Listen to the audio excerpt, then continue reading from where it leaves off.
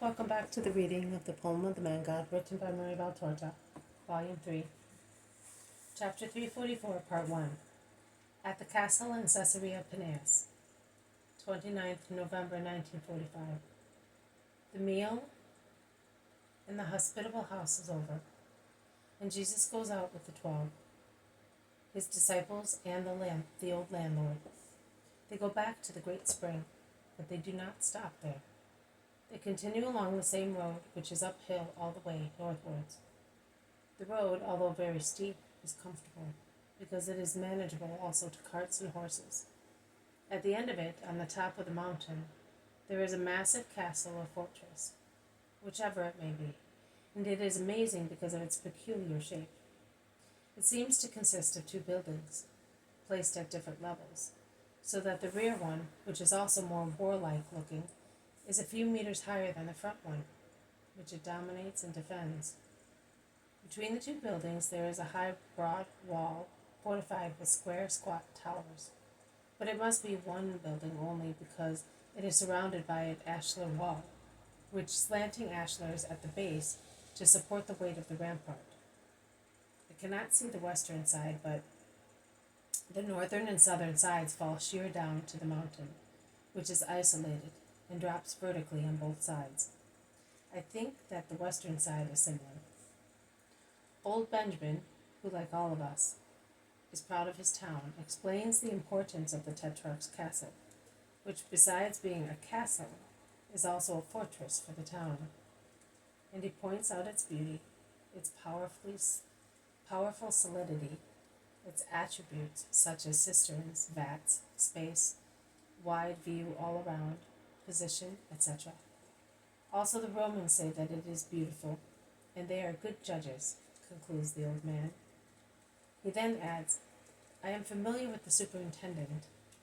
That is why I can go in. I will show you the widest and most beautiful view of Palestine. Jesus listens to him kindly. The others smile faintly. They have seen so many views. But the old man is so kind that they have not the heart to mortify him, and they countenance him in his desire to show beautiful things to Jesus. They reach the summit. The view is really magnificent, even from the emplacement before the main iron gate. But the old man says, Come, come, it is more beautiful inside. We will go to the top of the highest tower in the citadel. You will see.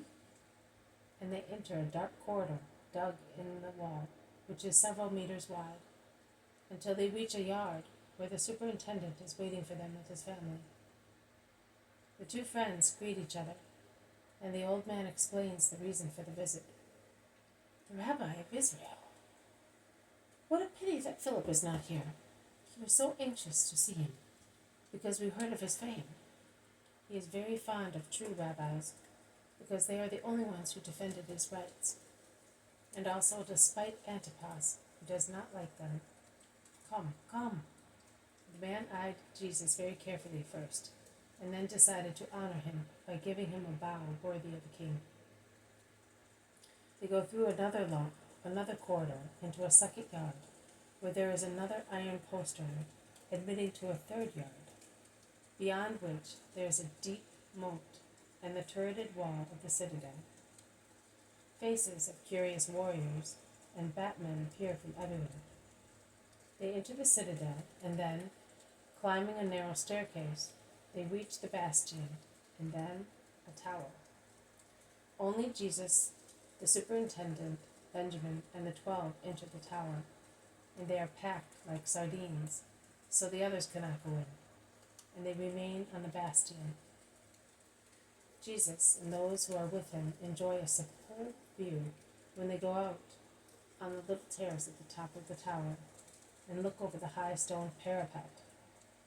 Leaning out over the abyss on this western side, the highest part of the castle, they can see the whole of Caesarea stretched out at the foot of the mountain, and they can see it very well, because it is not on level ground, but on gentle slopes. Beyond Caesarea there is a fertile plain that extends as far as Lake Merom, and it looks like a little green sea. the water of which sparkles like light turquoises, strewn over the green expanse like particles of clear sky.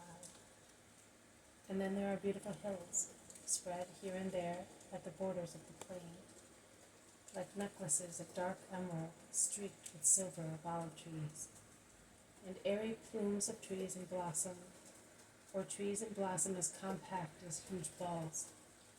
And looking to the north and the east, there is the powerful Lebanon and the Hermon shining in the sun, with its pearly snow and the mountains of Caesarea, and one can catch a glimpse of the imposing Jordan Valley, enclosed between the hills of the Sea of Tiberias and the mountains of Golanitis, fading away in the distance like a dream. This has been a reading from the Poem of the Man God, written by Maria Valtorta, Volume 3, Chapter 344, Part 1, At the Castle in Caesarea Paneas. Thank you for listening. I will see you tomorrow. May God bless you, and may peace be with you.